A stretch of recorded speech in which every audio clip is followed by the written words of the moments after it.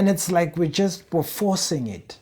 Why are we forcing ourselves to do things that are causing hiccups, that are causing, let it flow. Why can't we go with the flow of life and how it's meant to be? Why? What's so hard about flowing with life? What's so hard about being?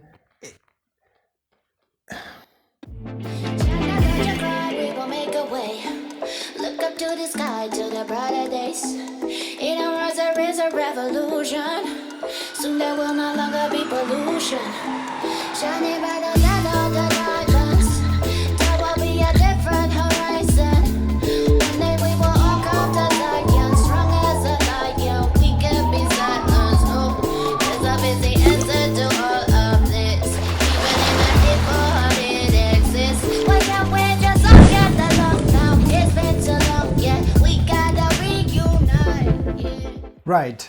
Welcome to yet another episode of Welcome to Alkebulan podcast, ladies and gentlemen. Thank you so much for taking time out to be here with me. In this episode, I saw it fit to squeeze it just between the first and the second one, just in between, because something very weird is going on here.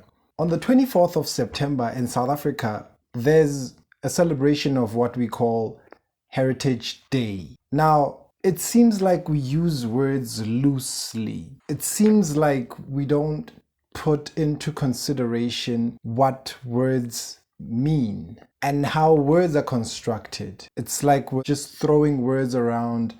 As long as it sounds good, we flow and go with it. Now, the word heritage in particular, before I get to the word heritage, the 24th of September, is it New Year to Africans or Alkebulanians? Or should we be celebrating Heritage Day? And if we're celebrating Heritage Day, what is Heritage Day? What does the word heritage mean? And if it's New Year for us on the 24th of September, what does that mean? What does a new year mean to us or for us around that time? In Ethiopia, around September, and in August, in Lesotho, they celebrate their new year. And I don't understand why we as South Africans choose to always remain, I don't know if it's an appropriate word to use, but to remain a dustbin of first world countries. And we have gotten to a point where now we are sacrificing so much of who we are to become irrelevant to ourselves, but relevant to other people. I don't know if I'm making sense. Now, if we look at the word heritage, it has age in it, it has herit. Now, herit is of Hindu or Hindi origin. Herit, meaning a beautiful Algonquin. The meaning of an Algonquin is a dialect of a tribe in Canada where they are considered a First Nation along the Ottawa River Valley. And it goes back to saying to inherit. Now, inheritance is something that belonged to a predecessor moving to a beneficiary at death, or any time between, because an inheritance can be through bloodlines, it can be a disease, it can be a disorder, it can be internal, it can be external. Externally meaning properties, material benefits, material gains, material heritage. Now, heritage is what is left behind to those who are remaining, or to the descendants or the beneficiaries. Now, if we're celebrating Heritage Day and we don't know what we have inherited from our predecessors, or we are deprived from inheriting what our predecessors left for us to inherit, it becomes rather weird celebrating Heritage Day when you have not inherited anything. When the land you're living in belongs to someone else. Okay, let me not go there. So, what have we inherited exactly from our predecessors? And what are we deprived of from our inheritance? I came across an article that said Nelson Mandela decided to change after 1994, when the democracy came into fruition, what was known to the Zulus as King Shaga's commemoration day or remembrance of King Shaga to now Heritage Day celebration to celebrate the different cultures that the Rainbow Nation of South Africa has. And it's a bit tricky because most South Africans don't actually understand the history of King Shaga and who he truly was and how he even died.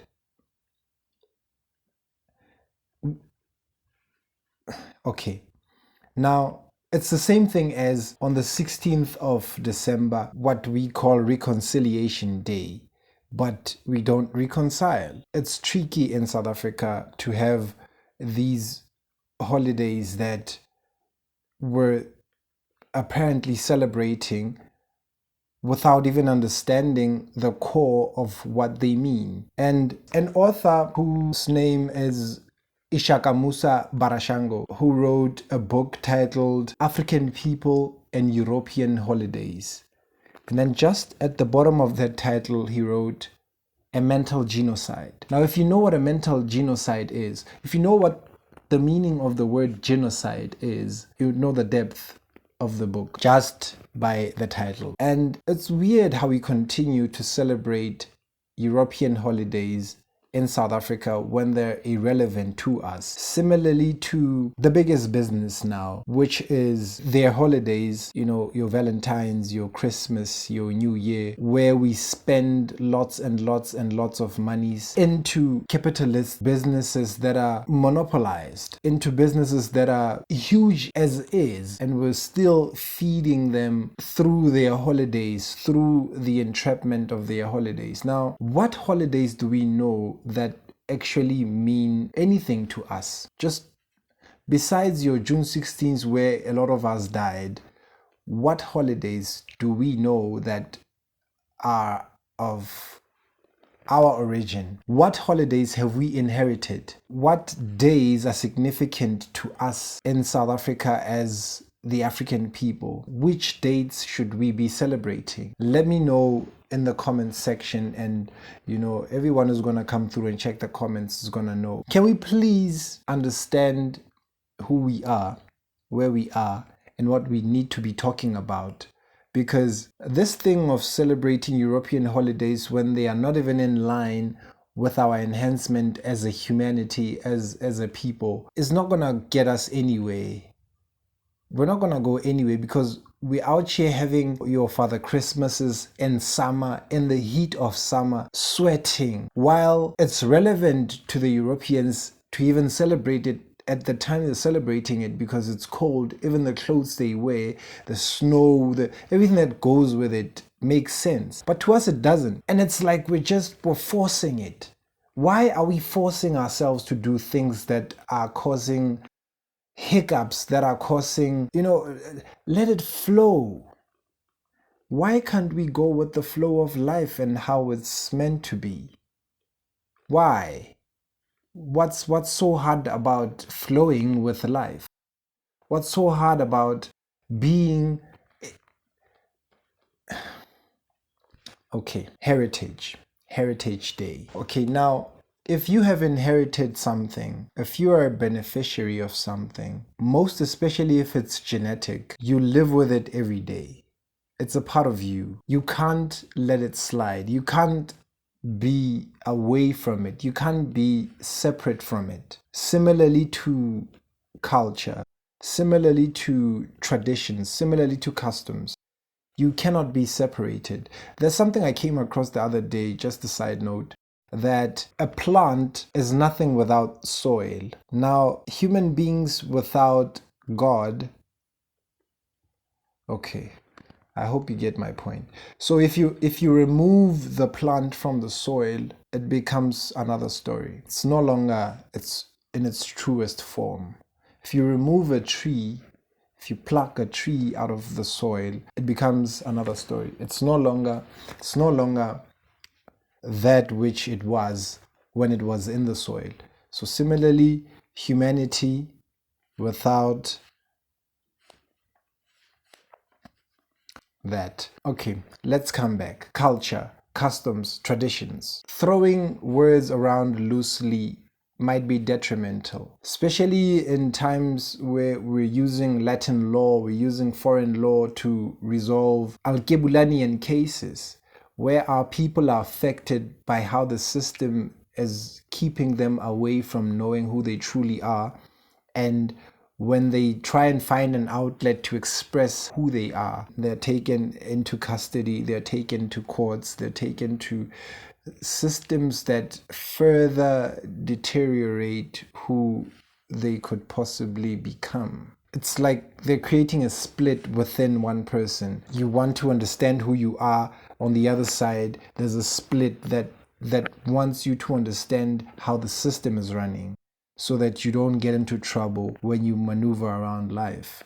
It's like the system it's in our way. Culture, customs, traditions, heritage. We have inherited ways of life from our predecessors. We have inherited ways of surviving and finding ways to thrive through the ways we've inherited from our ancestors. Now, we're being given clothing, not even given, it's been availed. You have a choice, but it's not like you do have a choice unless you have a lot of money to actually design your own clothes, your Egyptian cotton, your Egyptian silk, all these types of fabrics that are worthy to be worn by Alkebulanians. All these jewels, all these crystals, all these golds, platinum, all these minerals that are worthy to be worn by Alkebulanians are priced so high that it seems like they don't belong to us. It seems like we're foreign to them, they're foreign to us, when we're the true beneficiaries of a land rich in minerals, when we're the beneficiaries of a land that is rich in fruits and vegetables and lush green fields. Hell. Okay, so we need to understand what heritage means to us, what the word heritage means, what to inherit means, what being a beneficiary means. What have we benefited from our predecessors? We need to get a clear picture of that. What are we going to leave behind for our beneficiaries? We need to get a clear picture of that.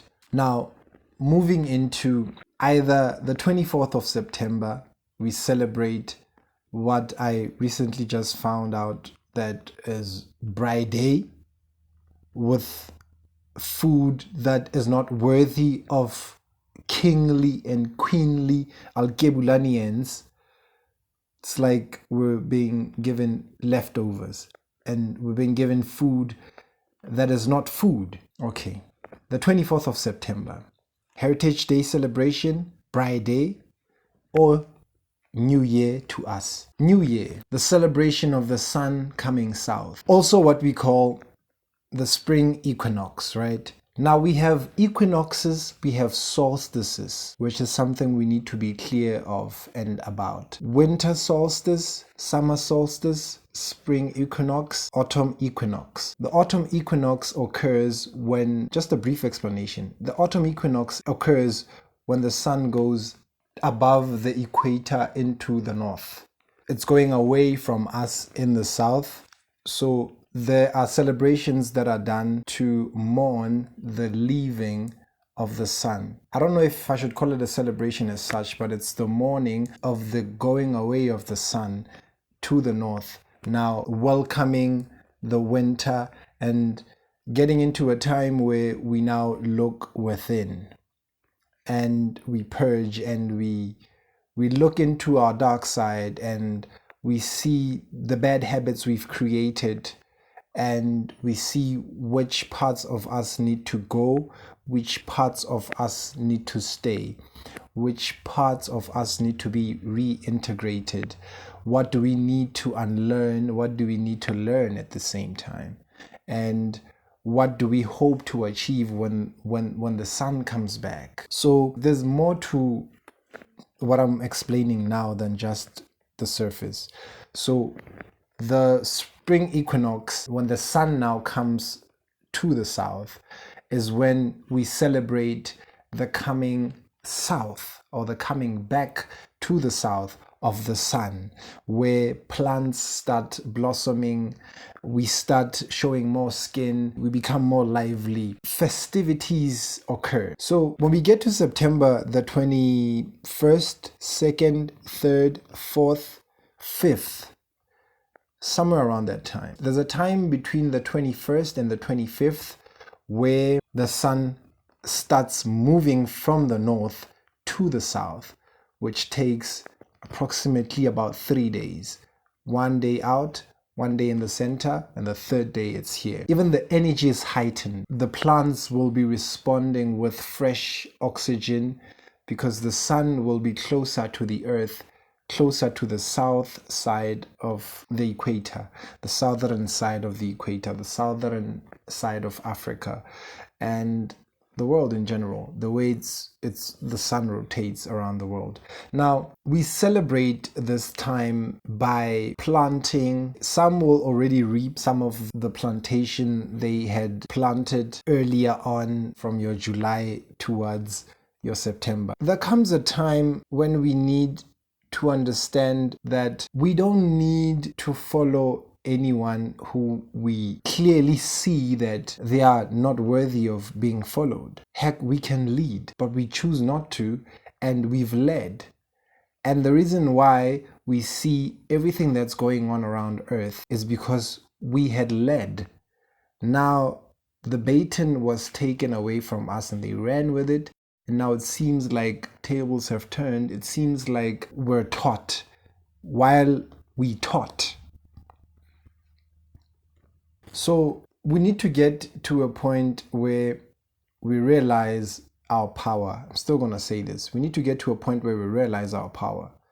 Now, welcome to Alkebulan podcast is one of the platforms that will help us, me included. It'll help us better understand who we truly are, where we come from, where we are as a people right now, and where we might want to see ourselves going. You decide whether on the 24th of September you realize that it's actually Ngwahomosha for you, or it's Heritage Day celebration, or Bride Day as they call it. You decide. You have a choice.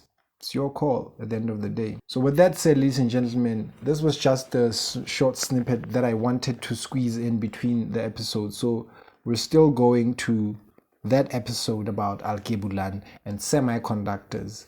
Yes, don't forget to check out semiconductors and what they're all about.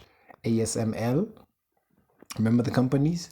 Check them out and see what they could possibly do. I recently just found out that countries around Taiwan, your China, your Japan, your Korea, they've collaborated to create a new chip called Chip 4. Now, please, go figure. So with all that said, ladies and gentlemen, thank you so much for watching. Thank you so much for making it this far. I'll leave a link of something nice on the description below. And see you guys next time. See you on that episode where we'll be talking about Alkebulan, the name Alkebulan. Thank you so much for tuning in. Thank you for your time. You know, I'm unable to can when it comes to saying goodbye because we have a lot to talk about. So I'm just gonna have to leave. Love and leave you. Love and leave you. Love and leave you. It's been good. It's been real. It's been nice. It's been good. It's been real. It's been nice. Really appreciate you guys. Thank you so much. Peace.